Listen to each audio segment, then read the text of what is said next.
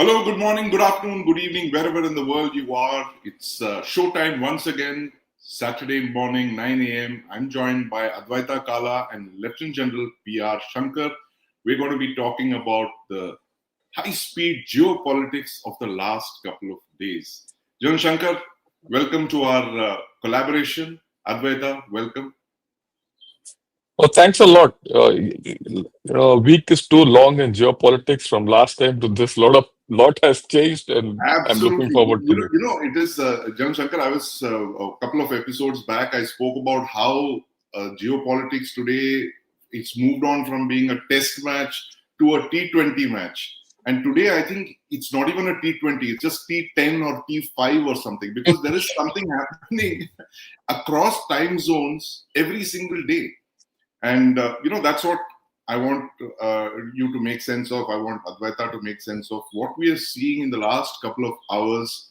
And I'll tell you what we've just seen in the last few hours. We saw Trump in the United Kingdom, a state visit, a huge military parade and display of the kind that we've never seen before, at least in the UK. The Brits are very muted in their public displays of affection, but this one was really big. They need Trump for a variety of reasons, a trade deal, etc. But they also need him for nuclear weapons. And this is the interesting part for all of you watching over there. The United Kingdom, the UK, our former colonizers don't have nuclear weapons of their own. They depend on the good old United States of America for bombs, nuclear bombs, and nuclear missiles. So the UK is planning to go in for a new series of weapons, thermonuclear weapons, aircraft dropped weapons. They're buying F-35s, which are, as you all know, is made by Lockheed Martin, and they're buying the bombs that will be fitted with them. That the British Prime Minister announced that a few months back. So he needs more American nuclear weapons. And of course, we saw before that the nuclear posturing in Europe, where there were talks of taking out nuclear weapons, Russia, issuing nuclear threats. But more recently, and this is actually the subject of what we're going to be talking about because it concerns us directly, is Prime Minister Shahbaz Sharif, Field Marshal Asim Munir landing up in Saudi Arabia just 2 days back. They've announced a very, very significant strategic collaboration with Saudi Arabia, a mutual defense pact, a NATO-like arrangement where they have said that an attack on one would be considered an attack on the other. And that, of course, is a follow-up of what happened with Qatar. When Qatar was attacked just last week by the Israel Air Force, Qatar is, of course, a key US ally. The US stood by and watched as Qatar was bombed by the Israelis. Obviously, that must have sparked paranoia. And not so long ago, just about 3 months back, 3 months is a long time in geopolitics today in 2025. We saw Iran's nuclear facilities being knocked out by the US, Midnight Hammer, Operation Midnight Hammer. So, I want to start by asking you this, General Shankar. Nuclear weapons used to be this political kind of weapon, rarely talked about. Once occasionally you will see some boring scientists mention it or something like that. It will come up, a missile will come up on a parade. But today, literally every element of geopolitical discussion has a nuclear angle to it. Wherever you go, is this a sign of the times we are living in? There is fear, there's paranoia, and therefore everyone is reaching for the ultimate weapon. Yeah. Thanks a lot. Morning, Advaita. Morning, Sandeep, for today's discussion. I think it's a very important discussion. We're going to have uh, the nuclear umbrellas all over the world have opened up. I don't know whether they'll stop the rain or not. Virtually, these look like, a cat amongst pigeons. But I'll put it the other way around. Is this a new pigeon amongst a lot of cats? Right? So we have to view it, the fact that the world is undergoing a great change, a change which is not seen in ever since the Second World War. Right. The 80 world years. order is changing. 80 years. It's a change. And then this change, a lot of things are happening. Technology has taken off in many directions. It has brought the world closer. Events which would normally crystallize over a month now happen over 48 hours and things like that. And well, as a result, everyone is feeling insecure. Insecurity is all pervading. Economies are changing. People are changing. Maybe 4 5 years back, whoever thought that China will face an internal challenge with its people? It is facing. It's a different variety. USA is facing its internal issues. So is the continent, and I mean, there's no place which has escaped this internal churn. So is it with us in its own form. So, like you said, there's a lot of global paranoia about all this whole story. And hence, people are taking recourse to the fact that, whatever they have, and nuclear technology has back into the table. If people have taken recourse to nuclear options, and as is evidence in this latest deal between Pakistan and Saudi Arabia, we must understand things are really bad. Hmm. We all understood that Pakistan, nuclear weapons were a political weapon for political. Yeah. But now it's there. It's another important thing of this nuclear story, which we probably missed out in saying, is you saw this parade Xi where Jinping's all the Xi Jerusalem parade. Jinping's parade, where he Yes. displayed his complete nuclear arsenal. First time his The pride was displayed. first, Yes, I did yeah, that. the complete pride, everything was put up, and it has its own dimensions. But Right. well, that's how it is.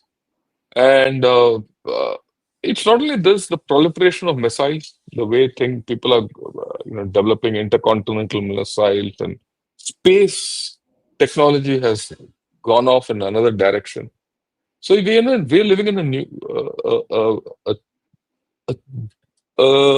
world which is changing very fast. Yeah, and I think we'll talk of this a little more. Back to you. Right, right. Advaita, we're living in a new nuclear age. Did you ever think there would be a time when he would actually come back to it? The 30 years post the Cold War, we saw, a couple of countries testing weapons, but, they were primarily kept in the closet. But today, as General Shankar said, nuclear weapons are political weapons and they're being freely talked about, freely brandished. What were your thoughts when you saw Shahbaz Sharif and Field Marshal Munir in Saudi Arabia? Was that a bit of a surprise to you? I thought cute. That's what I thought. But, on a serious note, the thing is that this is what we mean by a multipolar world, right?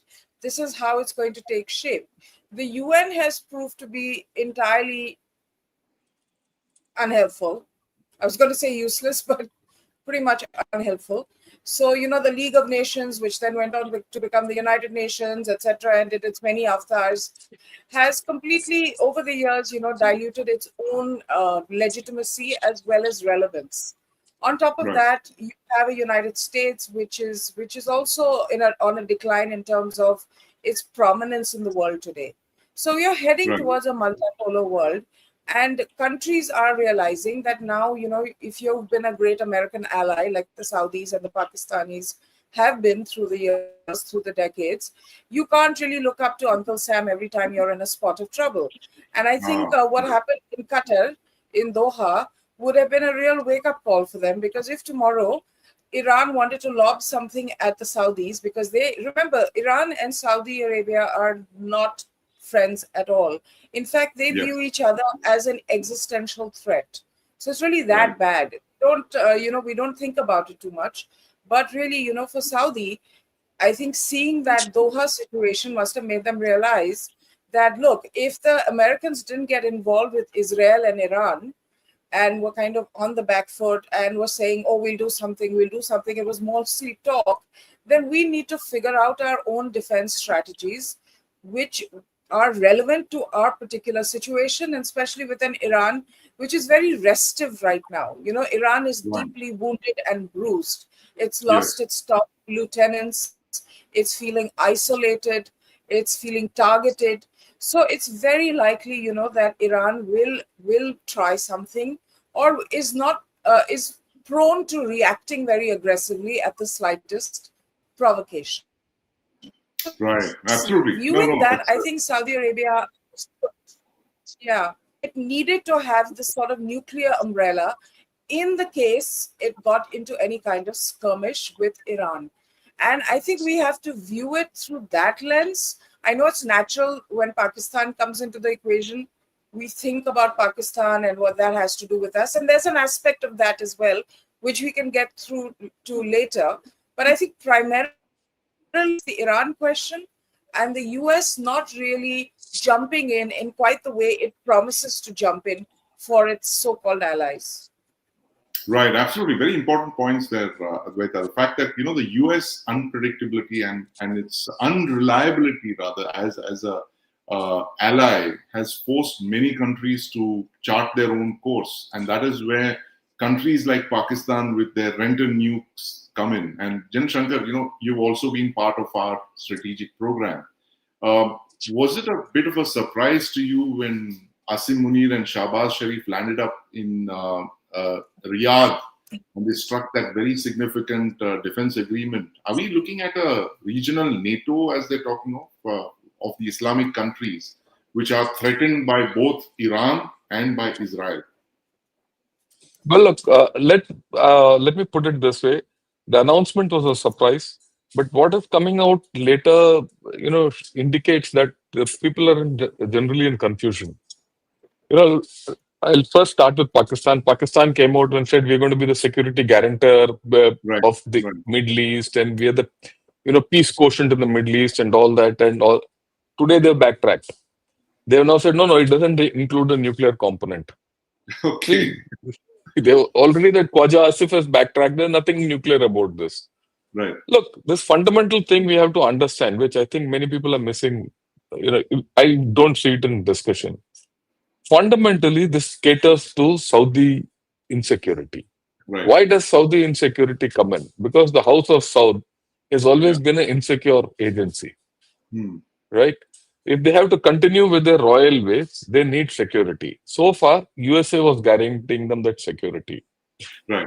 If USA did stand up to Qatar, they won't tomorrow stand up to anyone else also.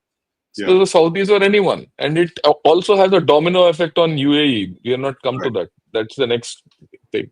So they're worried. Plus the fact that Saudis have been at war with Yemen over a decade now. And they've put everything they have against the Houthis and the Yemenis. Nothing has happened. They've only been getting hit. I mean, don't forget, 2019, Aramco, two oil distilleries or refineries at Burbeck and Quraysh got hit. Right? Yemen. So, their threats are, and plus, Saudi has internal threats. After all, where did Osama bin Laden come from? He came from Saudi. He's a Saudi businessman. His family is right? And they chose the threat. Why was he thrown out? He was thrown out of Saudi Arabia because he was a threat to the royal family. Right. So, if you look at the Saudi threats, they have a new nuclear threat from Israel, or perceived threat. Whether it's nuclear or not nuclear, there's a threat from Israel which has emerged. They have a problem from Yemen. They have an internal problem. Where do they go to? USA has not given them anything, or they're worried about the USA, and they also want to get out of the US grip. So, can they come to China? They can't go to China direct. They can't come to India. So they have to go to Pakistan. And Pakistan is not only rent and nuke, it is also, this is a paid service by the Saudis. After all, this great Islamic bond was funded. AQ network earlier was funded by the Saudis at some point of time. Right. So they have priority rights over the Pakistani nukes and Pakistani. And don't forget, this chap Rahil Sharif, who was the chief, has been head of that multinational force, which is guarding the Saudi royal palace for the past 8 years. Right. So there's an arrangement with Pakistanis which are going on for long. And now they're formalizing it. Right. And then there's, of course, the issue. This formalization is not only for nukes, it's also for conventional. The conventional threat. The question is whether Pakistanis will do it or not. That's a different story. That is going to be my question to Advaita. Will the Pakistanis do it or not? And Advaita, I think we kind of miss the fact that how significant Field Marshal Asim Munir has been. I mean, when he took over as army chief, because I believe that you just have to spot the God complex in all of these Pakistani military chiefs. If you spot a God complex, even if you spot that one particle in their minds, which leads them to believe that they are God's answers to all of Pakistan's problems, then we have a problem, right? We've had that with Zia, with Musharraf, with Ayub, with Yahya, all of these things. Do you think we missed this out in Asim Munir, the fact that he is actually the one who's moving all these things? Because, and I'll give you a small example of this, as General Shankar was saying. Everyone knew that Pakistan had this great relationship with the Saudis, right? The Saudis funded the bomb. The Pakistanis had a contingent, something like 3,000 strong in Saudi Arabia, a brigade size for the longest time. But then in the time of General Bajwa, when the Saudis were going to invade Yemen, they asked for Pakistanis to join. And Bajwa said, no, it's not our fight. Why the hell should we get into it? And that kind of sparked this very bitter acrimony between Pakistan and Saudi Arabia. Bajwa staying out. So in a sense, Munir has kind of brought Pakistan back into the equation. He's taken Shahbaz with him and, done this. I don't know if Bajwa would have done the same thing. He would have, shown up in Saudi Arabia with his prime minister in tow. But I seriously doubt that. But Munir, definitely. You think we missed out on the fact that Munir would be as significant a threat as he is today to India and our interests?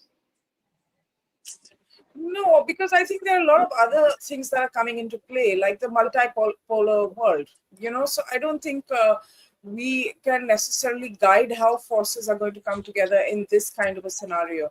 I think what Munir has done basically has said Pakistan is open for business, right? You show us the money and we'll give you whatever you need. And that message has gone effectively to the world. The world has also dealt with Pakistani generals now for a couple of decades. So they realize that if you have your kind of guy sitting there, then just make sure he stays alive. That's about it.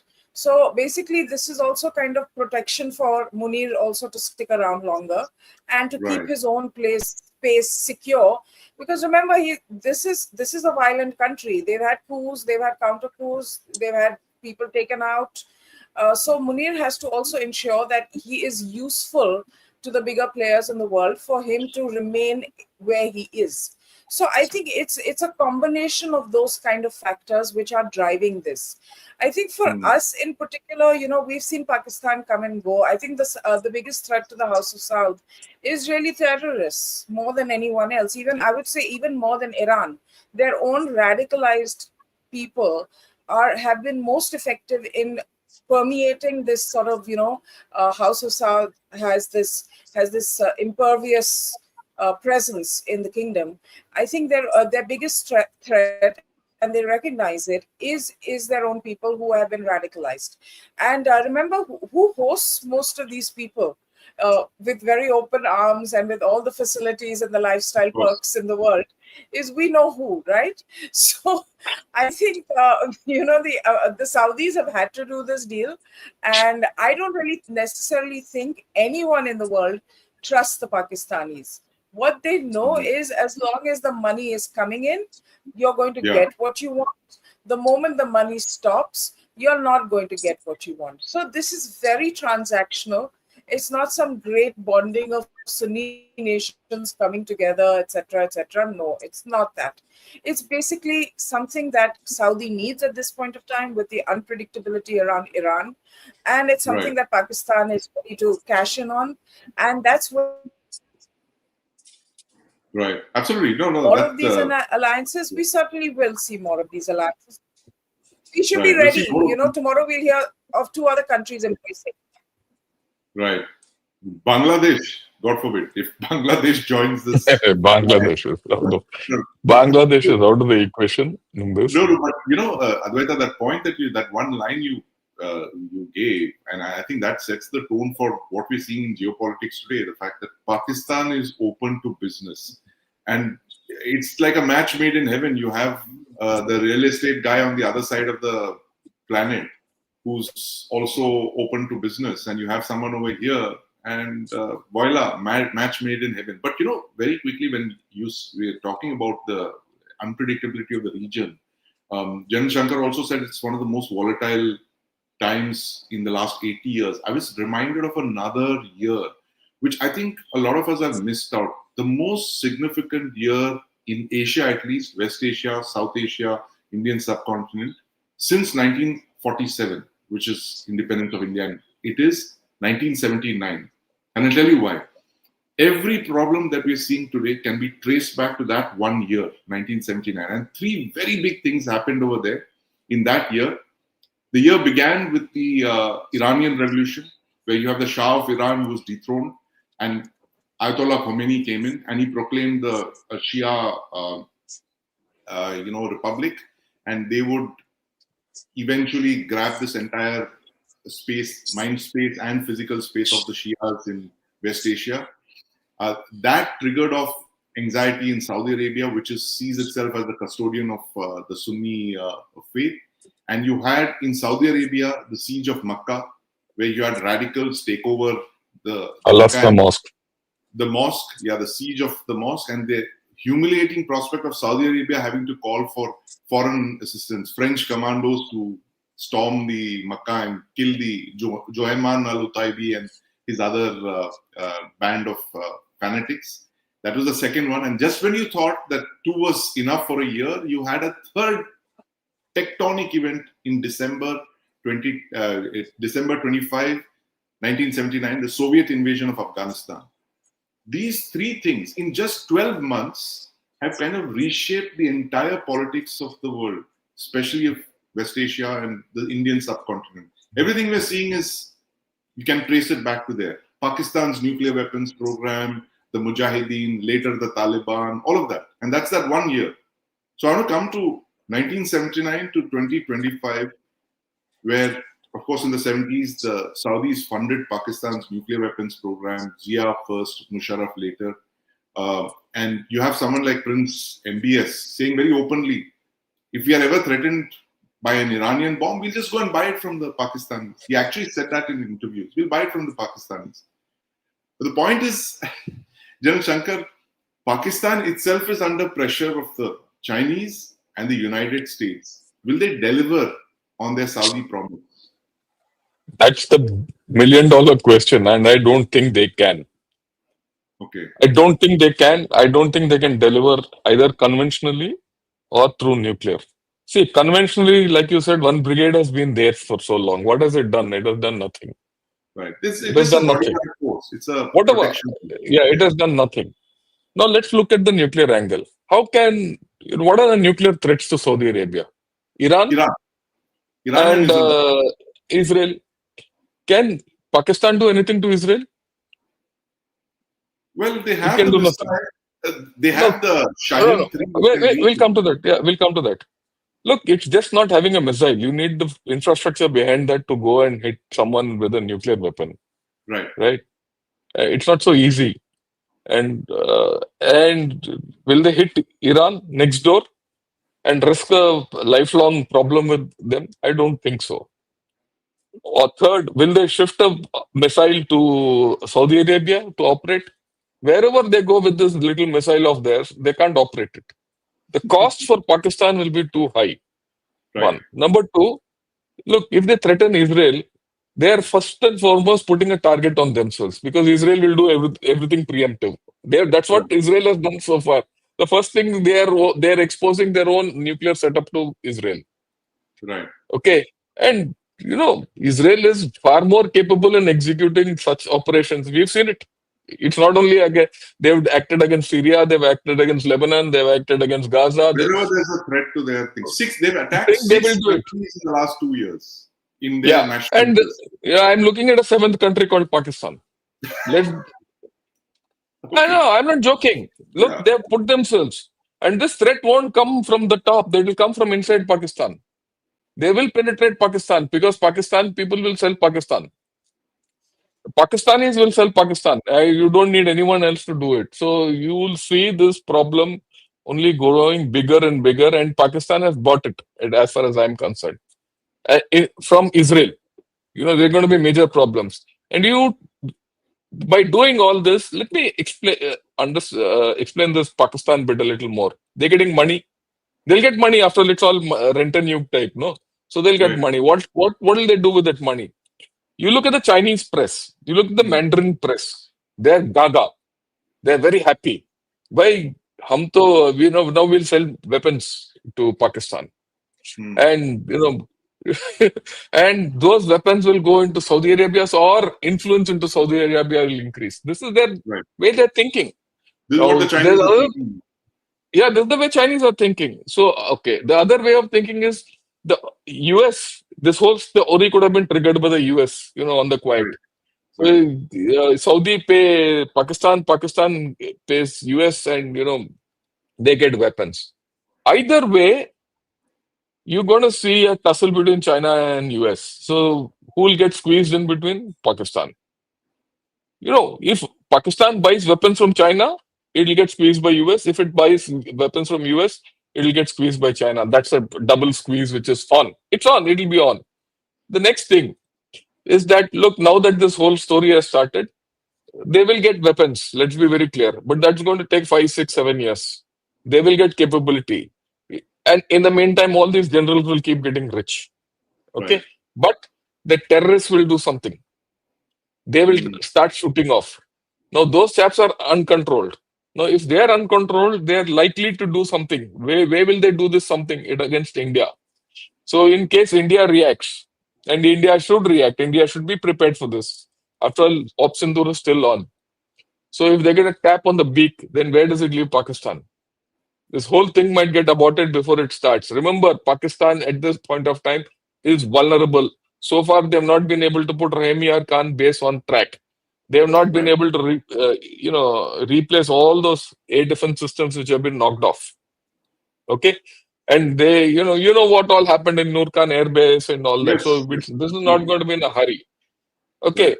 so Pakistan has got itself into a knot. Now we don't know whether it's going to be conventional or unconventional. Already they've started backtracking and flipping.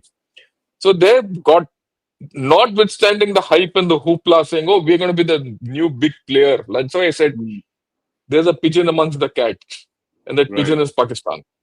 Okay, so that's that part of the story. We should be very clear as to how to deal with Pakistan. I think it's time for us to start talking of an operational link up with Israel. So far, our link with Israel was strategic. Now we should start looking at it operationally. And the moment you do this operational setup, things will start, falling in place automatically. We also need to be understanding, and this is a very important thing, that we are dealing with this field marshal who's got a one-point agenda: how to get against India, and he will do anything for it. He's going to Saudi Arabia is not news. After all, he became a Hafiz. Islamic studies. Where did he do it? In Saudi Arabia. So he's got deep links there. He's peddling his story with Saudi Arabia. He's already peddled his story with USA. And he is facilitating USA to enter this area into Central Asia against China. So he's already playing one against the other. He's also been to China, and he must be peddling them to, I'll give you a way into, the Middle East. Because virtually today, China has been kicked out of Middle East. Yes. Right? It's got no say. So he'll say, I will give you a route back into Middle East. And in case he's holding the Chinese to ransom with the CPEC. So he's playing a multiple game. We have to understand. After all, he's again going back to meet Trump. I don't know how Trump will meet him now. He's going with Shahbaz Sharif. He will be there. Whether they'll have lunch together again or not is to be seen. And this is going to happen in a few days. So we need to be very focused on these 2-3 things. This fellow is up to something, and his something is not short term, it's long term. So how do you defang that as an issue? And how do you deal with a short term threat which will come out of these jihadis? After all, you heard that Ilyas Kashmiri, whoever the joker was, ranting and raving about everything just about 2 days back, right? That the complicity of the Pakistani establishment and the terrorists came out in his speech, and very, So there are two, three layers of problems which we have to start facing very squarely. Right. I look at it this way from a security perspective, and what we have to do, we have to get our P's and Q's right so that we are responsive to whatever Pakistan tries. I would put China in a slightly lower pedestal today in terms of threat because Right. China has its own issues. We can discuss that separately. So this is my take. How we handle it, we can discuss a little later.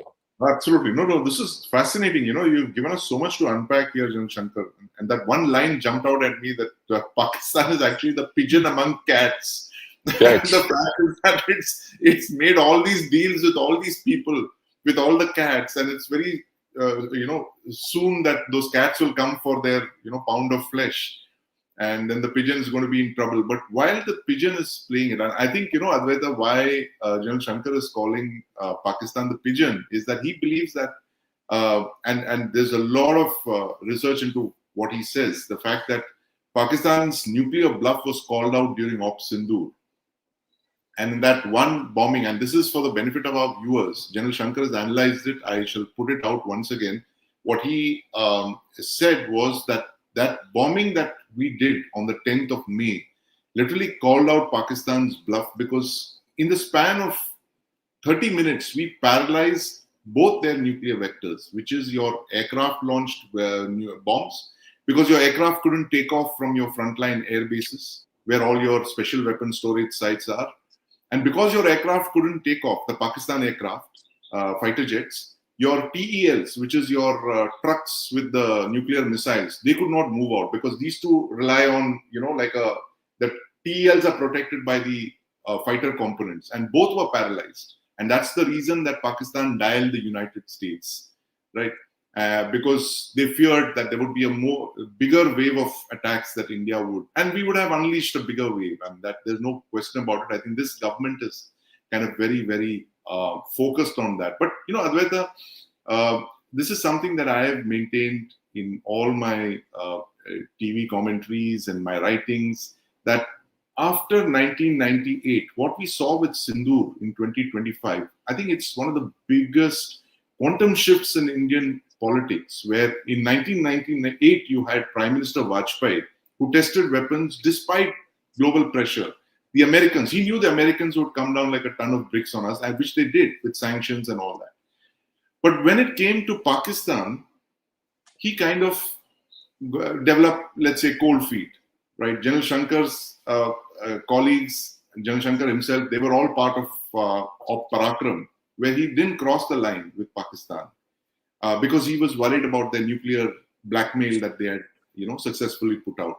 But in 2025, I think Prime Minister Modi has shown that nuclear blackmail is not going to work with him, right? Now, looking at what General Shankar just said, the fact is that we have to be more wary of Pakistan and its 3D chess moves, what they're doing very, very quickly, moving here, moving there, selling to the US, selling to Saudi. What do you think the government should be doing right now?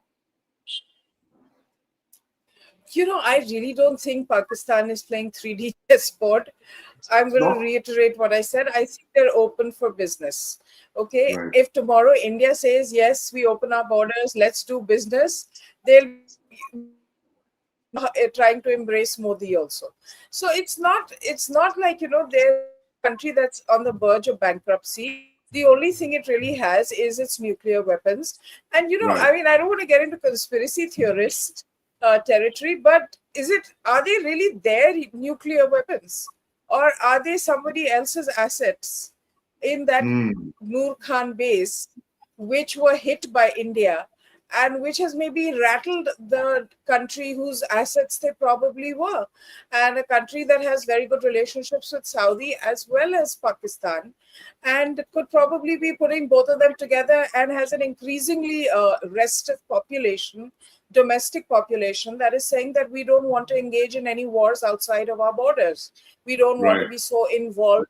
And that's the base. That's Trump's base. I may as well name the country. That's Trump's base.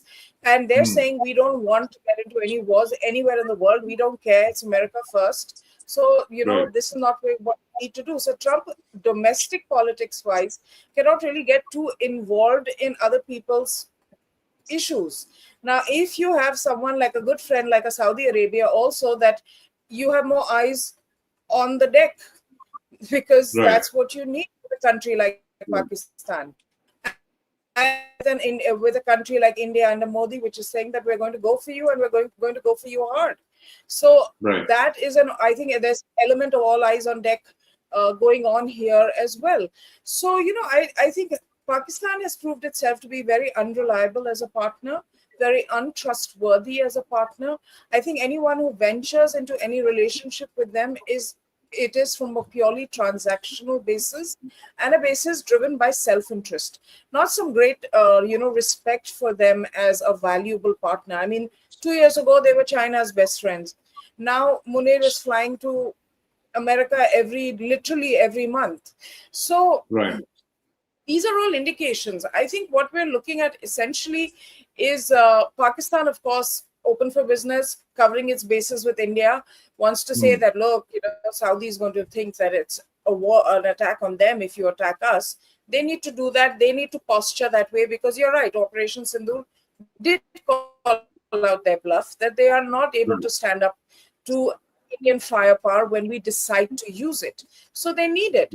And I really think this is more to do with, this whole China aspect, Iran aspect, than us necessarily.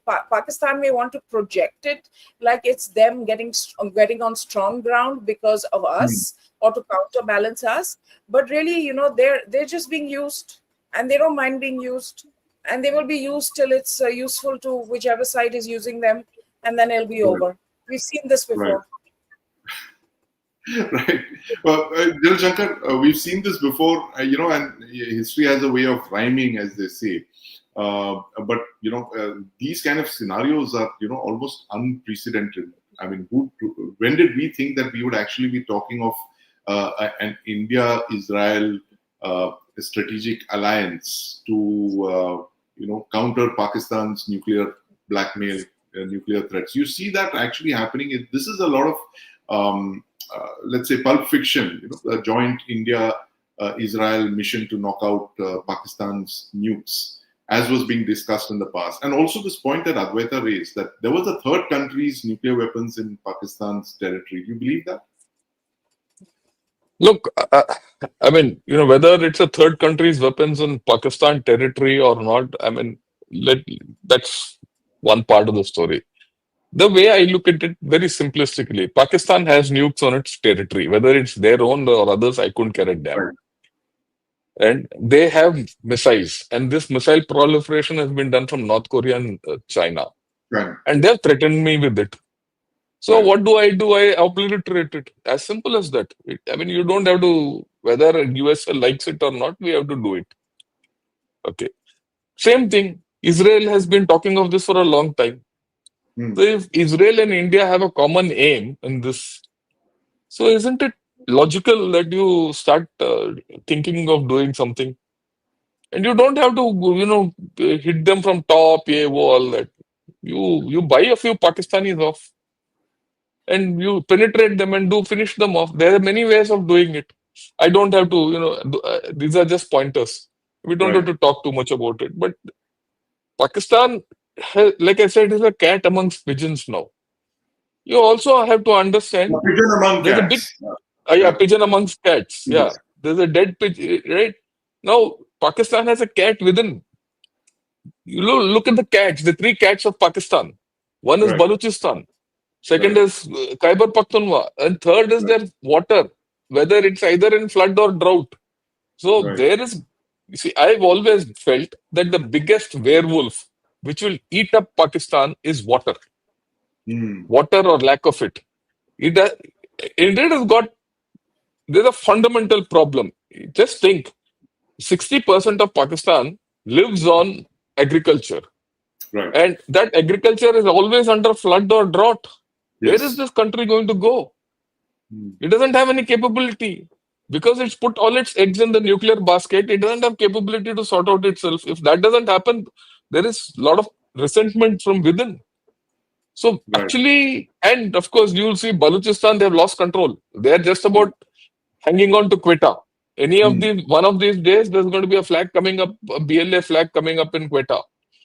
Also, there is this, Khyber Pakhtunkhwa is in a bad shape. This year alone, in the first 9 months, the number of casualties they've had Right. of uniformed people is almost touching the all-time high in their entire history. There are 3 more months left. So they are not in control of their own situation. What this Manvir fellow is doing is only trying to peddle his nuclear stuff, and all that, get some money, do something, survive, make money.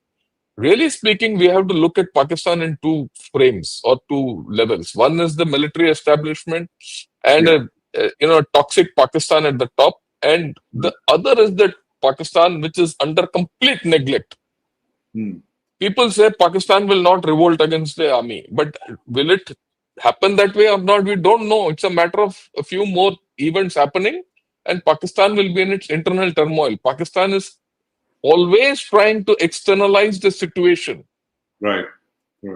Even now, it's trying to externalize the situation by trying to speak to Taliban and speaking to USA so that USA can get back into Bagram, and then they have to rely back on Pakistan. All that the recent thing about Chabahar, what Trump is doing, they've got a background. If you link it up, it's all linked to Bagram. And they're trying to again get back into US good books. So Pakistan is playing a game of survival at one level, being offensive at the other level, and third, they're not capable of doing what they have to do for themselves. So I'll be interested to see what happens to Pakistan in this whole story. Once this euphoria dies, where Pakistan is going to head, well, they're very expert at it. That's a different story. I reiterate, the immediate danger I see is this mismatch between the development of capability and this jihadis taking off. This jihadis taking off is the first thing which can happen. And as far as I'm concerned, if it happens, we should now not finish off just 11 of their airfields. We should finish off all their airfields. And we should encourage, Israelis before that to finish off all their nukes. I mean, we have to. You think I'm being belligerent about it? No, we need to do it in a cold, calculated manner. Practical. You have to be practical about it. You have to be very practical. You have to be very thinking. You have to be forward-looking and proactive about this whole affair. Right. Wow. Yeah. Advaita, be practical about Pakistan's nuclear weapons. I'm very practical. Pakistan, I reiterate, is open for business. Now, what's the latest deal that you're going to get there? Deal or no deal? Balochistan has. Now there's going to be an open bidding amongst the global nations to bid for the rare earth reserves in Balochistan, and Pakistan has already put it out into the global world. Who's obsessed with rare earth? Who keeps mentioning rare earth? The one and only. And so, this is, I mean, I wish the Pakistani people would wake up to what the dear general is doing to them. And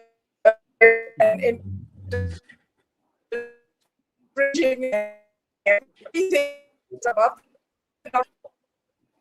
think, am I still there? Sorry. From what is above the ground to what is below the ground. Yeah. So they're basically being sold completely. They're not popular. They don't get along with their neighbors. They don't get along with Iran. They don't get along with India. They don't get along with Afghanistan. They're surrounded by 3 sides. China is becoming increasingly suspicious of them. So who are their friends in their own neighborhood? Literally nobody.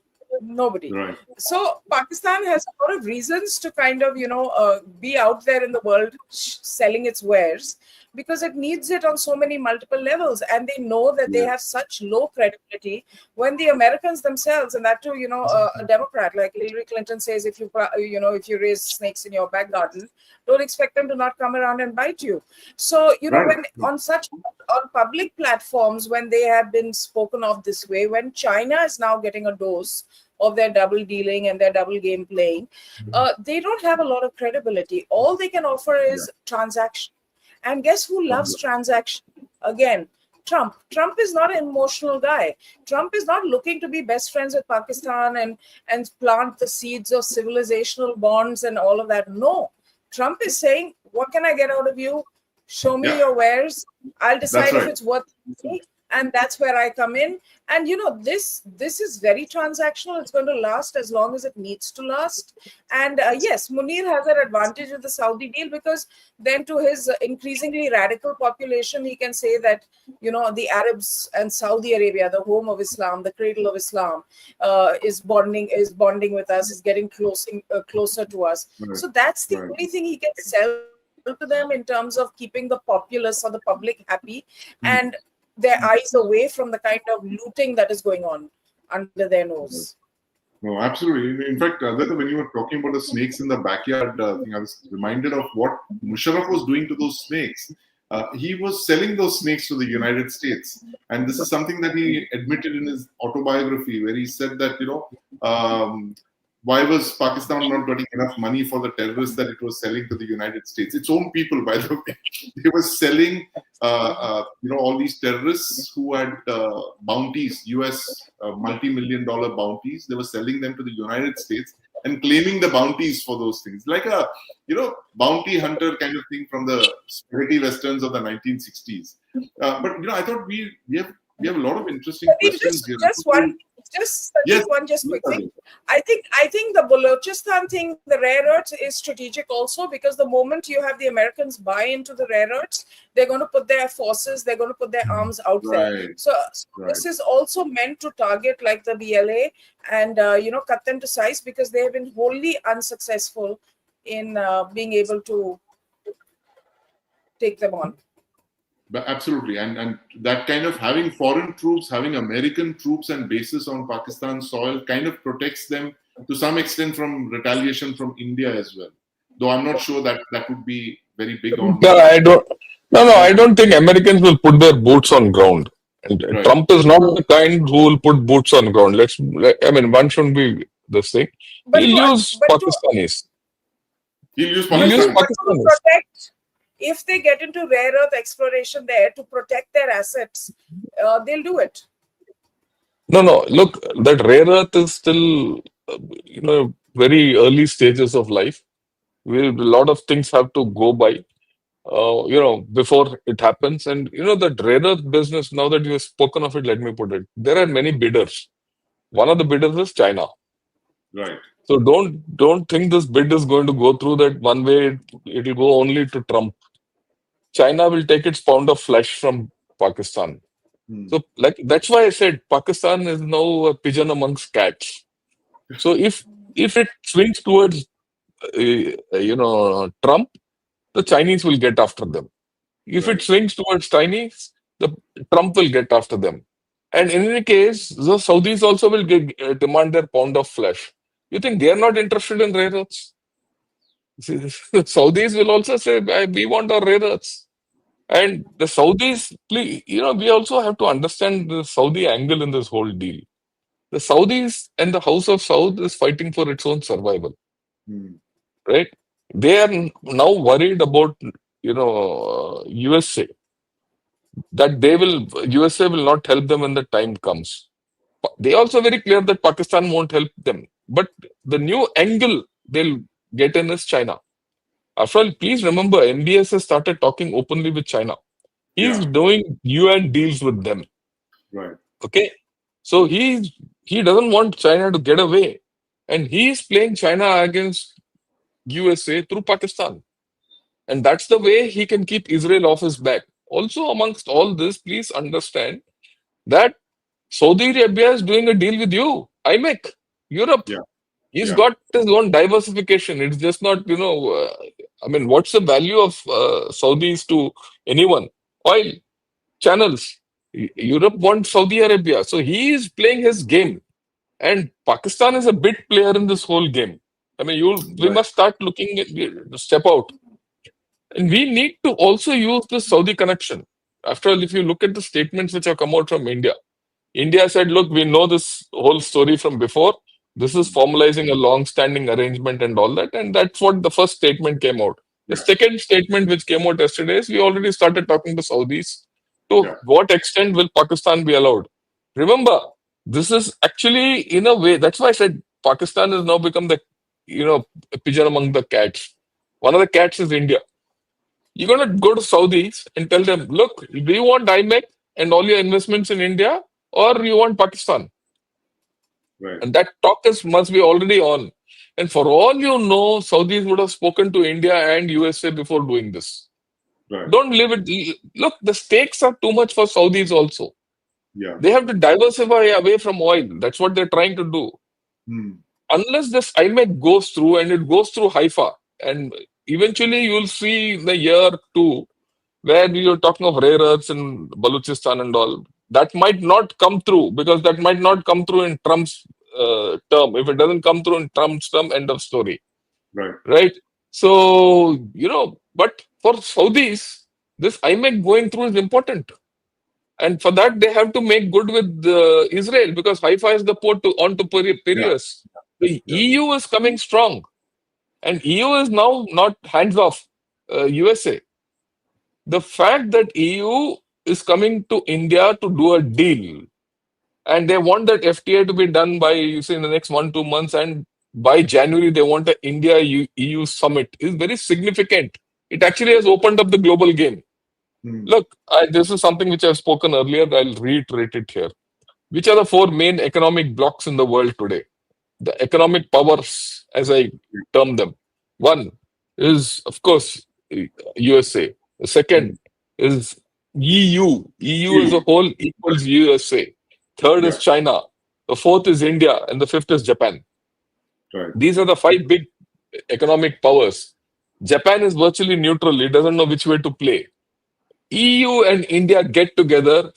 China and USA are left out of the global economic game. And that's what is happening. And that is what, if you see the European Council talks, I'm not talking about Ursula von der Leyen, because she's from the European Commission. The EU Council is the main council.